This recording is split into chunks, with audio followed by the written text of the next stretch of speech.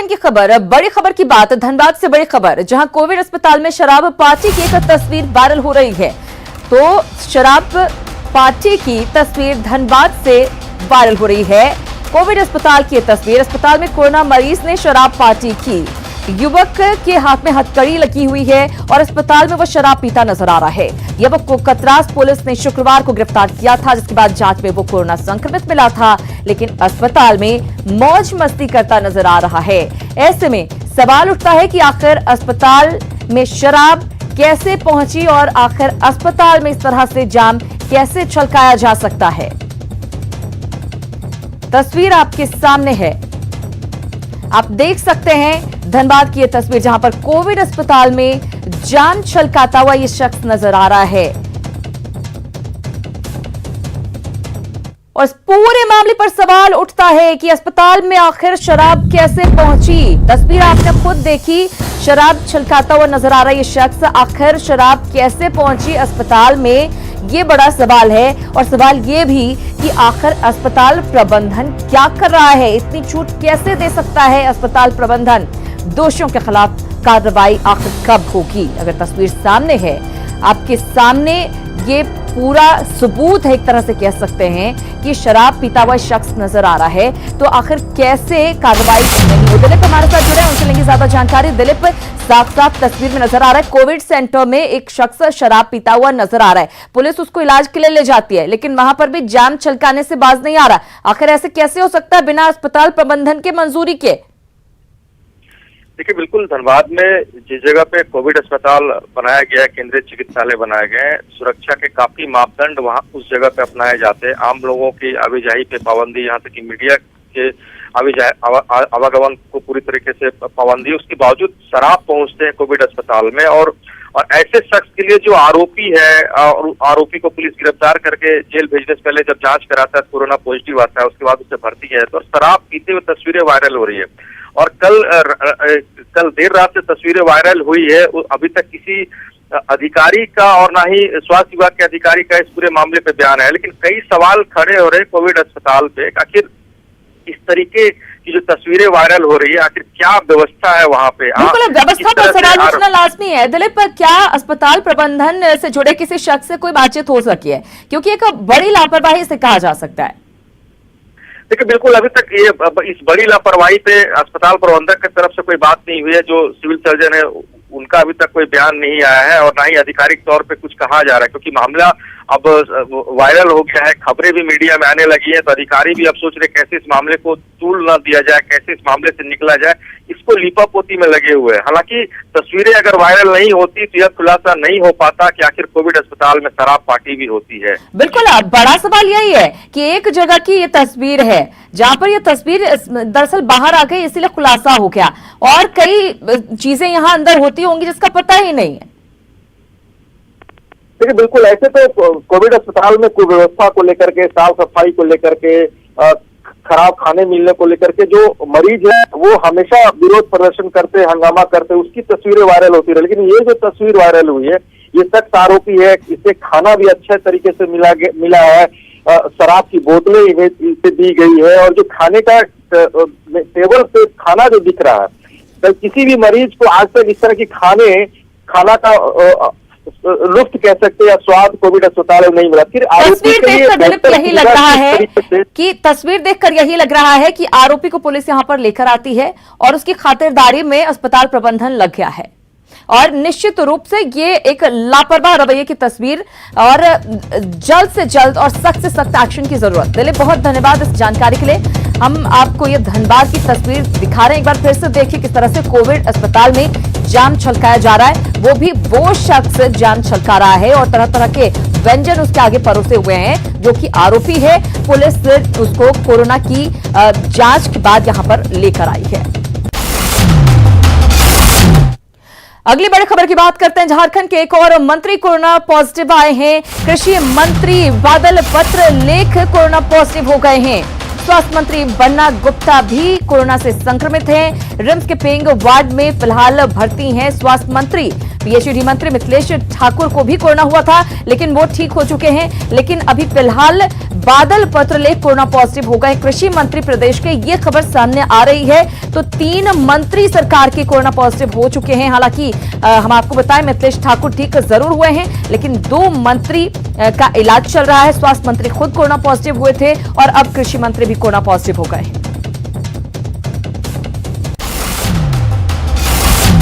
और प्रदेश भर में क्या है कोरोना की स्थिति, ये भी जानकारी आपको देते हैं। झारखंड में कोरोना मरीजों की संख्या 29,103 पहुंच गई है। तो आंकड़ा जो है 29,103 पहुंच चुका है। 24 घंटे में 872 नए कोरोना मरीज मिले हैं और 24 घंटे में अगर मौत के आंकड़े की बात करें 13 लोगों की मौत हो चुकी है। और अब तक का जो मौत का आंकड़ा है, कुल मौत का आंकड़ा 310 लोगों की मौत हो चुकी है कोरोना की वजह से। राज्य में पिछले 24 घंटे में 814 मरीज कोरोना से लड़कर ठीक भी हो चुके हैं। राज्य में कोरोना के 9,607 एक्टिव केस फिलहाल हैं। झारखंड में कोरोना का खतरा लगातार बढ़ रहा है। राज्य के कृषि मंत्री बादल पत्रलेख भी कोरोना पॉजिटिव पाए गए हैं। हेमंत सोरेन मंत्रिमंडल के बादल पत्रलेख तीसरे मंत्री हैं जो कोरोना पॉजिटिव पाए गए हैं। इनसे पहले मिथिलेश ठाकुर और बन्ना गुप्ता कोरोना पॉजिटिव पाए गए हैं। बन्ना गुप्ता का इलाज अभी रिम्स के कोविड सेंटर में चल रहा है, जहां उनकी स्थिति स्थिर बनी हुई है, जबकि बादल पत्रलेख होम आइसोलेशन में रहेंगे। अगर बात करें पिछले 24 घंटों में तो राज्य में 872 नए केस मिलने के साथ ही कोरोना पॉजिटिव की संख्या बढ़कर 29,103 हो गई है, जबकि राज्य में 9,607 एक्टिव केस हैं। राज्य में 29,186 लोगों ने कोरोना को परास्त किया है, जबकि 310 की मौत कोरोना के चलते राज्य में हुई है। कैमरामैन केटी के साथ उपेंद्र, न्यूज 18 रांची। कोरोना काल में राज्य भर में बसों का पहिया पिछले 5 महीनों से बिल्कुल थमसा गया है। राजधानी रांची की बात करें तो राजधानी के सरकारी बस स्टैंड, कांटा टोली और धुरवा बस स्टैंड में पिछले तमाम बसें पिछले 5 महीने से पड़ी बर्बादी की तरफ बढ़ रही हैं। बस सेवा से जुड़े कर्मियों ने बताया कि अगर हालात जल्दी ही नहीं सुधरे तो वो दाने दाने को मोहताज हो जाएंगे। झारखंड बस ओनर्स एसोसिएशन के अध्यक्ष ने बताया कि राज्य भर में करीब 10,000 बसें चलती हैं।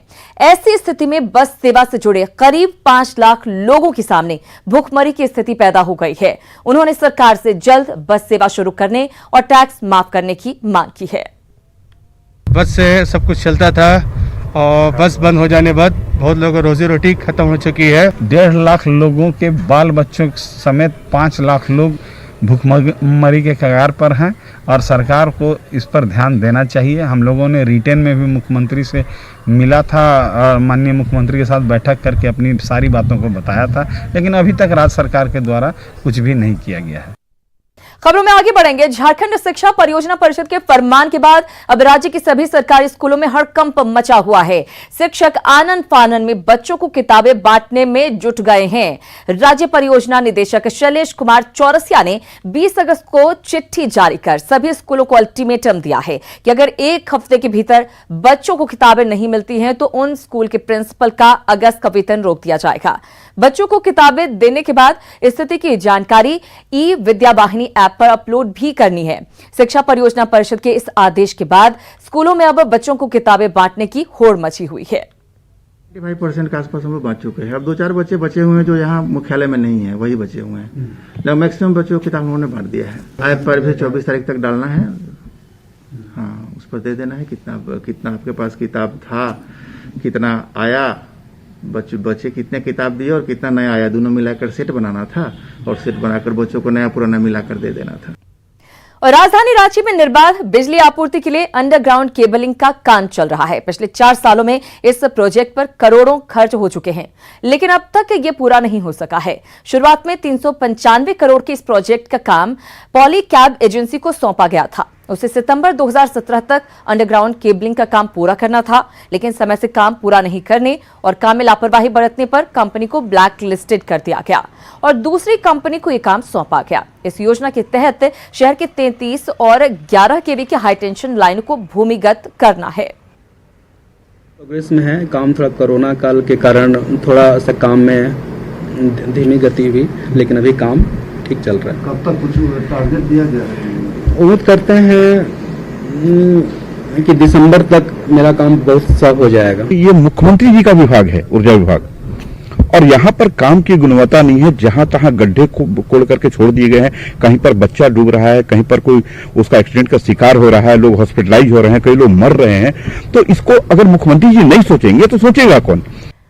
उधर घाटशिला के धालभूमगढ़ में ग्रेवल्स मिट्टी खदान के बंद होने पर सैकड़ों मजदूर बेकार हो गए हैं। वन विभाग और माइनिंग लीज के कारण भी कई संचालकों ने ग्रेवल्स खदान को बंद कर दिया है। खदान संचालक वन विभाग के दफ्तर के चक्कर काट काट कर थक गए हैं, लेकिन उन्हें लीज नहीं मिल रही है। पहले तो कोरोना संकट और अब लीज के लफड़े में ग्रेवल्स खदान बंद पड़े हैं। धालभूमगढ़ प्रखंड में ग्रेवल्स गिट्टी खदान के नाम से जाना जाता है। अंग्रेजों के समय से ही यहाँ पर ग्रेवल्स की खदान है, जिसमें आज भी सैकड़ों की संख्या में लोगों को रोजगार मिलता है, जो अब एक एक कर बंद होते जा रहे हैं। वन विभाग से वन क्षेत्र परिसीमन की दूरी 250 मीटर होनी चाहिए, जिसे वन विभाग से स्वीकृति मिलने पर कई साल लग जाते हैं। काम धंधा नहीं है, खदान नहीं चलता है। खदाने में हम लोग का काम है, खदान नहीं रहेगा तो क्या खाएंगे हम लोग। খাদান এখানে বন্ধ আছে, কোনো কাজ ধান্দা নাই, লকডাউনে কাজ বন্ধ হয়ে গেছে, খাদানে লিজ মিজ মিলে নাই, কোনো কাজ কাম নাই, এমনি আমরা ঘুরি বলছি। लोग आया था, मापी किया, उसका आधार से हमको ये वाला गूगल मैप से भी मापी किया, जो कि गूगल मैप का आधार से भी मेरा 200-250 मीटर से बाहर है, फिर भी हमको नहीं मिला अभी तक क्लियरेंस। सिर्फ डिस्टेंस मांगा जाता है, हम लोग डिस्टेंस मेजर करके भेज देते हैं। उसके अलावा ये चूंकि माइनिंग से रिलेटेड मैटर है, बहुत ज़्यादा हम नहीं बता पाएंगे। वहीं चतरा के हंटरगंज में 8 दिन पहले चोरी के आरोप में रस्सी से बांधकर 2 युवकों की बेरहमी से पिटाई के मामले में आरोपी लोगों ने मीडिया के सामने आकर सफाई दी है। वायरल वीडियो में मुखिया के पति संजय दांगी और एक दूसरे शख्स ने कहा है कि उन्होंने दोनों युवकों की पिटाई नहीं की थी, बल्कि चोरी के आरोप में ग्रामीणों ने युवकों को पकड़े जाने और पिटाई की सूचना दी थी, जिसके बाद वो लोग घटनास्थल पर पहुंचे थे और लोगों को मारपीट करने से मना भी किया था। चोरी के आरोपी युवकों को भीड़ से बचाकर थाने लेकर गए थे। इन लोगों का दावा है कि एक साजिश के तहत इस कांड में उनका नाम उछाला जा रहा है। सही से बताना कहाँ था ये। और बारिश के मौसम में जल जमाव आम बात है, लेकिन राजधानी रांची के कुछ इलाके ऐसे भी हैं जहां सालों भर जल जमाव और गंदगी के साथ रहना लोगों की मजबूरी बन चुकी है। राजधानी रांची की पंचशील नगर समेत तमाम निचले इलाकों में लोग सालों भर गंदे पानी और बिना ड्रेनेज सिस्टम के रहने को मजबूर हैं। इलाके में करीब 1.5 लाख की आबादी रहती है, जो सालों भर ऐसे ही बदबू और बीमारी की आशंका के बीच रहती है। वहीं इस हालात के लिए रांची के मेयर इलाके के लोगों को ही जिम्मेदार ठहरा रही हैं, क्योंकि लोगों ने नाले तक के लिए जमीन नहीं छोड़ी है। पानी के पीने स्वच्छ मिलना मुश्किल हो जाता है, इसीलिए कि पूरा जमाव रहता है पूरा साल पानी का। बाढ़ के समय में तो पूरा घर डूबा रहता है। अब इस पानी को निकालने के लिए कितना बार प्रशासन को भी बोले, कुछ भी असर नहीं हुआ है। तो अभी होना चाहिए, कम से कम बाढ़ के समय में आदमी को पानी के पीने के लिए, नहाने के लिए कोई भी खरीदना पड़ता पानी। हम लोगों को बोरिंग रहते हुए फेल है, सप्लाई का पानी नहीं आ रहा है, कुआं का पानी पूरा लबालब होकर सड़ गया। बाएं साइड में देख रहे हैं, यहाँ पर इतना पानी है और ये सालों भर पानी रहता है। यहाँ पर इतना पानी है कि एक आदमी इसमें डूब जाएगा, और इस पानी की निकासी की कोई व्यवस्था नहीं है। पहले कहीं से थोड़ी बहुत व्यवस्था भी थी, लेकिन जैसे जैसे घर बनता गया, ये चारों ओर का एरिया, ये मोर देन एकड़ ऑफ लैंड इज देयर, 1 एकड़ से ज़्यादा लैंड है। अगर गवर्नमेंट चाहे तो इसको पार्क में या किसी भी चीज़ में कन्वर्ट कर सकती है। ये वैसे SC/ST लैंड है, जो बिक भी नहीं सकता है, कोई खरीद भी नहीं सकता है। और यही नहीं, जो दूसरे प्लॉट के पानी है वो उसकी निकासी इसमें कर दी गई है, जिससे कि इसमें सदैव सालों भर पानी रहता है। और पूरा पंचशील नगर, पूरा पंडरा क्षेत्र में मच्छर गंदगी का ये सबसे बड़ा ठिकाना है। अगर आप देखेंगे तो घर तो सबने बना लिया, लेकिन नाली निकास किसी का नहीं हुआ। अपने घर के सामने छोड़ दिए, अंतिम कहाँ तक जाएगा ये कहीं ना निर्णय नहीं हुआ। और बस्ती बसते गया, और इतनी घनी आबादी कि अपना एक छोटा सा भी ज़मीन किसी ने नहीं छोड़ा। हम लोग का प्रयास था कि पंचशील नगर कैसे ठीक हो पाएगा। आपको याद होगा 2014 में पहली बार जब लकड़ी टाल का पानी को कैसे बाहर निकाला जाएगा और पंचशील नगर का पानी कैसे बाहर जाएगा, इसके लिए हम लोग ने प्रयास किया। और उसके लिए हम लोग ने रोड भी बनाया, नाली भी कुछ दिए, लेकिन जब पूरा ही अतिक्रमण कर दीजिएगा तो हम क्या करेंगे। तो इसलिए उसको ठीक करने के लिए जनता को सपोर्ट करना पड़ेगा। दर्द है 1.5 लाख से ज़्यादा की आबादी का। मोहल्ला पंचशील नगर है और गलियां 20 से ज़्यादा।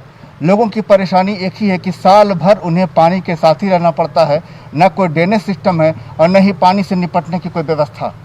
कैमरामैन नलिन के साथ रांची से संजय कुमार सिन्हा, न्यूज 18 रांची। तो लोगों का आरोप है नगर निगम पर, और नगर निगम लोगों पर ही आरोप मढ़ रहा है कि लोगों की लापरवाही की वजह से यह हालत हुई है। चलिए आगे बढ़ते हैं। घर के किसी भी सदस्य की मौत पर अपनों का दुखी होना मानवीय स्वभाव है, चाहे मरने वाला कितना ही बुजुर्ग क्यों ना हो, लाइलाज बीमारी से ही ग्रसित क्यों ना हो। लेकिन दुमका के सरैयाहाट प्रखंड में एक बुजुर्ग महिला की मौत पर घर वालों और पड़ोसियों ने मातम मनाने की जगह उत्सव मनाना शुरू कर दिया।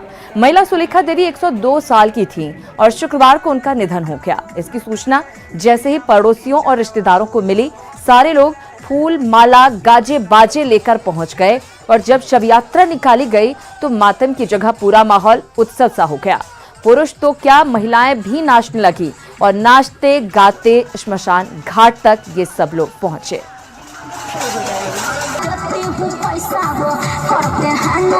कि हमारे यहाँ उस तरह का कभी नहीं हुआ था ये शव यात्रा में, कि उतना आदमी लोग जो है, महिला कभी नहीं जाती थी वहाँ श्मशान घाट, लेकिन उस शव यात्रा में यहाँ जब निकली तो महिला वगैरह जितना था सब नाचते गाते खुशी में वहाँ, जब तक उसका दाह संस्कार पूरा नहीं हुआ तब तक वो लोग वहीं रहे और लास्ट में आई। आगे बढ़ते हैं। समाज में शिक्षा के प्रति नई सोच पैदा करने के लिए सिमडेगा के बानो प्रखंड के शिक्षक स्मिथ कुमार सोनी को राष्ट्रपति पुरस्कार देने की घोषणा की गई है, जो सिमडेगा के साथ ही पूरे झारखंड के लिए गौरव की बात है। स्मिथ कुमार सोनी राजकीय मध्य विद्यालय बानो में शिक्षक हैं और उन्होंने इसी स्कूल से पढ़ाई भी की है। बच्चों की शिक्षा के प्रति स्मिथ का ऐसा समर्पण है कि जब बाकी शिक्षक सुबह के वक्त अपना निजी काम निपटाते हैं, उस वक्त ये दूसरे स्कूल में शिक्षा में हाथ बटा रहे होते हैं। तो हमको बच्चियों को शिक्षा देना जरूरी है, तो इस निमित्त हम लोग गांव-गांव, टोला-टोला गए, वहां अभिभावकों के साथ में बैठक की और अभिभावकों को समझाया कि शिक्षा क्या है और उनके द्वारा बच्चों को स्कूल भेजा गया। आज 15 किलोमीटर से भी बच्चियां हमारे यहाँ विद्यालय में पढ़ने के लिए आती हैं और मानव तस्करी को हम लोगों ने रोकने का प्रयास किया है। मुझे चैलेंज मिला है क्योंकि राष्ट्रपति पुरस्कार प्राप्त करना से हमारी उत्तरदायित्व तो बढ़ गए हैं सर, और मुझे और ज़्यादा काम करने की क्षमता आ गई है। मैं और ज़्यादा जोश से और काम करने का प्रयास करूँगा सर। और शिक्षा के क्षेत्र में बेहतर योगदान के लिए जमशेदपुर की भी एक शिक्षिका को राष्ट्रीय शिक्षक पुरस्कार के लिए चयनित किया गया है। शिक्षिका इशिता डे एग्रीको स्थित तारापुर इंग्लिश हाई स्कूल में पढ़ाती हैं और स्कूल में हर कदम पर बच्चों को नई सोच के साथ शिक्षा के प्रति प्रेरित भी करती हैं। राष्ट्रीय शिक्षक पुरस्कार के लिए इशिता डे के चयन पर स्कूल में खुशी का माहौल है और बधाई देने वालों का तांता लगा हुआ है। और क्या मैं बोल सकती हूँ, बहुत बहुत बहुत ज़्यादा अच्छा लग रहा है। हम सबको बहुत अच्छा लग रहा है। इतने साल से आई थिंक 16 साल से इशिता मैम हमारे स्कूल में है और आज उनका पूरा मेहनत का फल वो देख सकते हैं। खबरों में आगे बढ़ेंगे। गोड्डा सांसद निशिकांत दुबे के खिलाफ सीएम हेमंत सोरेन द्वारा दायर शिकायत वाद पर रांची सिविल कोर्ट में सुनवाई टल गई है। मामले में अब 5 सितंबर को सुनवाई होगी। पिछले दिनों अपने ट्विटर और सोशल साइट्स पर निशिकांत दुबे ने सीएम हेमंत सोरेन पर कई संगीन आरोप लगाए थे, जिस पर मुख्यमंत्री ने शिकायत वाद दर्ज करवाया है। गोड्डा के सांसद निशिकांत दुबे के द्वारा जो है कुछ आपत्तिजनक टिप्पणियां मीडिया एवं सोशल साइट्स पे की जा रही थी, उसको लेकर के माननीय मुख्यमंत्री झारखंड सरकार जो है हेमंत सोरेन जी, उन्होंने एक शिकायतवाद दर्ज कराया रांची व्यवहार न्यायालय के समक्ष और उसमें कहा है कि ये मेरा मानहानि है और मुझ पर गलत आरोप लगाए जा रहे हैं, इससे भ्रांति फैल रही है। इधर कोरोना संकट के बीच कुछ निजी अस्पतालों में इलाज के नाम पर मनमाना रकम वसूला जा रहा है। कुछ अस्पताल तो कोरोना मरीजों से एक दिन का चार्ज 30,000 से 80,000 रुपए तक वसूल रहे हैं, जबकि वही अस्पताल आयुष्मान योजना के लाभुक मरीजों का इलाज 1800 से 4000 प्रतिदिन के पैकेज में करते हैं। कह सकते हैं कि इस आपदा में भी कुछ निजी अस्पतालों को कमाई का शानदार अवसर दिख रहा है। हम कहा जो सर मेरे पास पैसे नहीं हैं, जितना पैसा था मैं दे चुका हॉस्पिटल को, अब मेरे पास पैसा नहीं है, अब किसी सरकारी जगह में हमको कहीं व्यवस्था आप कराइए। तो व्यवस्था हम कर रहे हैं, व्यवस्था होगा तब ना, हम कहाँ दे दें आपको। आप अपनी मर्जी से जहाँ ले जाना चाहते हैं ले जाए। तो हम कहे जो बिल का सर मेरे पास बिल पेमेंट करने के लिए पैसा नहीं है, मैं बिहार से आया हूँ, मैं क्या करूँ, वो मानने को तैयार नहीं। तो बिल तो यहाँ देना पड़ेगा। कितना बिल बन रहा है पर डे का? 78,000 90,000 ऐसे करके बन रहा है। हमारे अस्पताल में जो कोरोना से पहले जो चार्जेस थे, अभी भी सारी चीज़ों के चार्जेस सेम हैं, बस हमारा एडिशनल चार्ज जो बढ़ा है वो पीपी किट, सैनिटाइजेशन, ग्लव्स, ये सब का बढ़ा है, जो हम पेशेंट से जो चार्ज करते हैं। यही जो है जो बाकी टेस्ट और बाकी जांच के जो भी चार्जेज हैं उससे एक्स्ट्रा में है ये। और ये देखिए, ये हमारे लिए क्या सभी के लिए जरूरी है। हमारे यहाँ भी 600-700 एम्प्लॉयज़ काम करते हैं, उनके परिवार वाले हैं, सबको भी बचा के भी चलना है। मेरे पास ऐसी बहुत सारी समस्याएं आती हैं जो कि मेरे स्तर से नहीं उसका सॉल्यूशन हो सकता है। तो सॉल्यूशन, उस समस्या को हम फॉरवर्ड करते हैं सरकार से, या सरकार से बात करते हैं कि इसके लिए कुछ किया जाए, ऐसे किया जाए। हम अपना प्रॉब्लम वहाँ पर रखते हैं। तो अगर झारखंड में कोई शख्स कोरोना पॉजिटिव हुआ है और प्राइवेट हॉस्पिटल में जाता है तो हजारों का बिल उसे थमा दिया जा रहा है। व्यवस्था किस तरह से चल रही है आप समझ सकते हैं। फिलहाल इस बुलेटिन में इतना ही, लेकिन न्यूज़ 18 बिहार झारखंड पर खबरों का सिलसिला लगातार जारी है।